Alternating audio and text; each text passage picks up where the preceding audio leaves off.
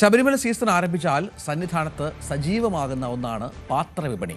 അഭിഷേകത്തിനായി നെയ്യ് ശ്രീകോവിലേക്ക് കൊണ്ടുപോകാൻ അയ്യപ്പന്മാർ പ്രധാനമായും പാത്രങ്ങൾ വാങ്ങുന്നത് സന്നിധാനത്തിന്റെ പരിസരത്തെ കടകളിൽ നിന്നാണ്.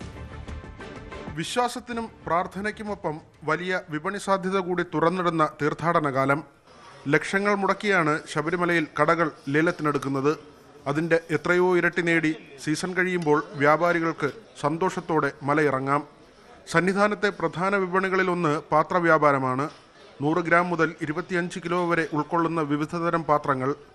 അയ്യപ്പന് അഭിഷേകം നടത്താൻ വിശ്വാസികൾ നെയ്യ് കൊണ്ടുപോകുന്നത് ഈ പാത്രങ്ങളിലാണ്. അലുമിനിയം സ്റ്റീൽ പാത്രങ്ങളാണ് ഇവിടെ ഉള്ളത്.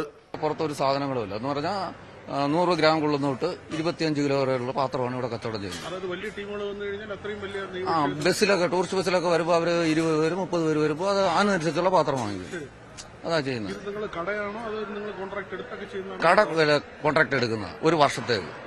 ഒരു വർഷം കഴിയുമ്പോൾ അടുത്തല്ലോ കട സെറ്റ് ചെയ്യുന്നത് നമ്മള് കട ദേവസ്ഥത്തിന്റെ മധുര, ചെന്നൈ, തിരുനെല്വേലി. അലുമിനിയം കലം, പാത്രം, ചരുവം എല്ലാം അതെല്ലാം. സ്റ്റീലും അത് തന്നെ. സ്റ്റീലും മല്ലുത്തൂക്ക ഐറ്റം മാത്രം.